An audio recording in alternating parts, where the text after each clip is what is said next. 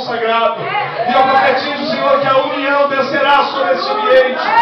E as coisas começarão a acontecer naturalmente. Aquilo que aconteceu no passado voltará a acontecer no presente, ó Pai. Porque eu profetizo que a unção da cura descerá sobre este lugar. Senhor, eu profetizo, Senhor, que todos sairão daqui hoje, Pai, para vencer as etapas de vida lá fora.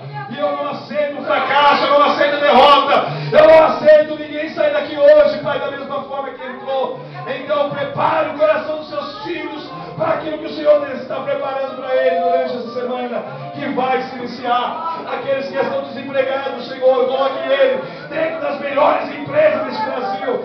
E eu profetizo, Senhor, que a bênção da prosperidade vai estar sobre a vida dela e da vida dele, em nome do teu Filho amado, Jesus Cristo. E só quem acredita nisso, joga as mãos para cima agora e começa a aplaudir a Jesus, meu Rei.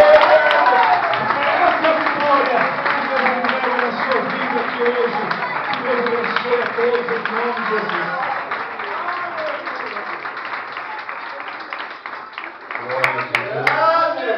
Podemos assentar. Eu cumprimento a igreja com a paz do Senhor Jesus.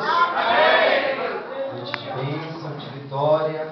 Ouvimos a palavra de Deus e que venhamos verdadeiramente ter o exemplo de Moisés para as nossas vidas. Um exemplo de intimidade com Deus, um exemplo de busca, louvado seja Deus, e que esse exemplo possa ser refletido nessa noite na minha e na tua vida, irmão, em nome de Jesus. Eu quero rapidamente convidar a nossa irmã missionária Maria, vem à frente em nome de Jesus. Ela vai fazer algo aqui da parte do Senhor. Amém? Amém, irmãos? Eu quero chamar aqui à frente, né? As aniversariantes, Maria do Céu e a senhora Ana Lisa, que vem à frente, né? Tem uma lembrança para cada uma delas, né? Das guerreiras de Israel, né? Vem à frente para receber.